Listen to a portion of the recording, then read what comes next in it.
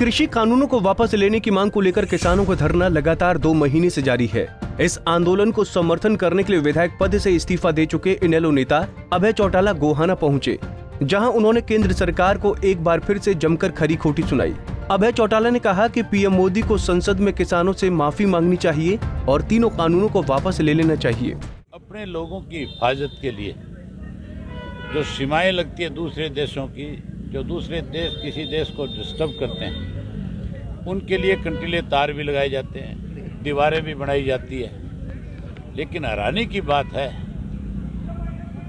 जिस दिल्ली का मालिक देश का किसान है, उस किसान को दिल्ली में जाने से रोकने के लिए कंक्रीट की दीवारें बनाई जा रही है, सरियों से बैरिकेड्स बना करके लोगों को रोका जा रहा है जाने से। एक तरफ तो कहते हैं कि किसान देश का अन्नदाता है, और दूसरी तरफ उसी किसान को परेशान करने के लिए कृषि के ऐसे कानून बना दिए जाते हैं जिससे उसको अपना घर परिवार, अपना खेत सब छोड़ करके 5 वर्ष के बच्चे से लेकर के 85 वर्ष तक के बुजुर्ग को धरने पे बैठने पे मजबूर करते हैं। आज जो बजट आया है कृषि के ऊपर, उस बजट को जब पढ़ोगे तब पता चलेगा कि और किसान को कैसे कमजोर करने के लिए इन्होंने इस बजट के अंदर उसको मारने का काम किया है।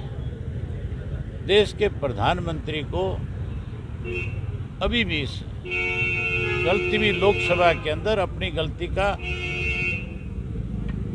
एहसास करना चाहिए और कृषि के ये जो 3 कानून हैं इनको खत्म करके नए कानून बनाने चाहिए, जिसमें स्वामीनाथन की रिपोर्ट को लागू करना चाहिए।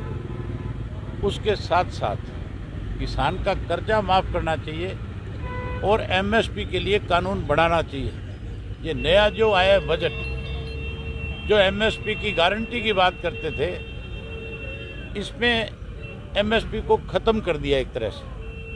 अब एमएसपी के ऊपर आने वाले समय में मुझे नहीं लगता कि किसान की फसल बिकेगी। इसलिए आज किसान और ज़्यादा मजबूती के साथ सरकार के विरोध में दिल्ली की तरफ जा रहा है। मतलब जो कल जो बजट आया उसमें 10% जो है बजट कम किया गया कृषि के लिए, उससे आप क्या कहना चाहेंगे?